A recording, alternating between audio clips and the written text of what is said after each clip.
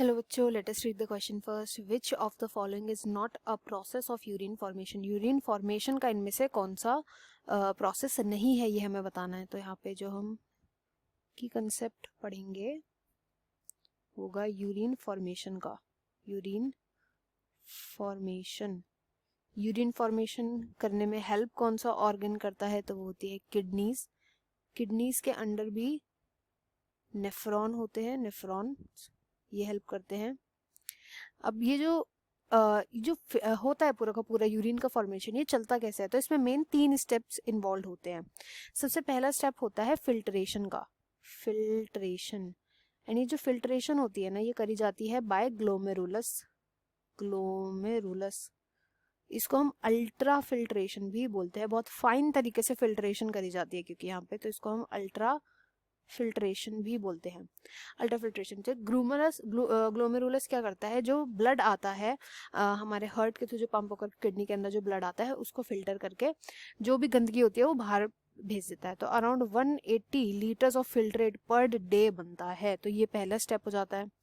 Then next step पर आते हैं. नेक्स्ट स्टेप होता है रीएब्जॉर्प्शन. रीएब्जॉर्प्शन क्यों होता है कि देखो, हमारी बॉडी के अंदर अगर आपने वैसे भी देखा हो तो 180 लीटर्स तो हम नहीं निकालते एज यूरिन पर डे. तो होता क्या है, जितना हमारी बॉडी के अंदर फिल्ट्रेट होता है ना, उसमें से अराउंड 99% जो है बॉडी रीएब्जॉर्ब कर लेती है, रीएब्जॉर्ब हो जाता है. काफ़ी सारे, क्योंकि न्यूट्रिएंट्स भी होते हैं उसके अंदर, काफ़ी सारी चीज़ें होती है जो रीएब्जॉर्ब हो जाती है वापस बॉडी के अंदर. कई सारे आयंस होते हैं, इससे बैलेंस बना हुआ रहता है बॉडी के अंदर. तो ये सेकेंड स्टेप होता है. देन थर्ड स्टेप होता है सेक्रीशन का. सेक्रीशन में क्या होता है कि बॉडी अब बहुत बारीकी से देखते हैं कि अब कोई गंदगी रह तो नहीं गई ना, फाइनली, मतलब खून के अंदर कोई गंदगी रह तो नहीं गई. अगर रह जाती है तो वो सेक्रीट करके बाहर निकाल दी जाती है. कुछ अमाउंट में वाटर सेक्रीट होता है, कुछ अमाउंट में यूरिया सेक्रीट किया जाता है. मतलब मैक्सिमम सेक्रीशन जो होती है वो कर दी जाती है. मैक्सिमम तरीके से सारा का सारा जो गंदगी है वो यूरिन में ट्रांसफर कर दी जाए. तो ये लास्ट स्टेप होता है सेक्रीशन का. एंड अगेन इधर थोड़े से जो आयंस होते हैं वो भी सेक्रीट किए जाते हैं. थोड़ा सा यूरिया जो है वो वापस किडनी के जो नेफ्रॉन्स होते हैं उनमें स्टोर करके रखा जाता है ऑस्मोलैरिटी को मेंटेन करने के लिए. तो ये मेन 3 स्टेप होते हैं जो यूरिन फॉर्मेशन के होते हैं. इसके बाद यूरिनरी ब्लैडर के पास भेज दिया जाता है जो भी यूरिन फॉर्म होता है.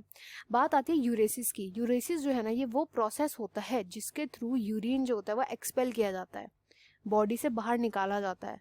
तो इसको हम बोलते हैं, इस प्रोसेस को जिससे हम यूरिन को एक्सपेल करते हैं बॉडी के बाहर, उस प्रोसेस को हम यूरेसिस बोलते हैं. तो यूरिन फॉर्मेशन का नहीं है, एक्सपेल करने का ये पूरा का पूरा प्रोसेस होता है. इसलिए डी इसका राइट आंसर हो जाएगा. I hope you understood well. Best of luck and thank you.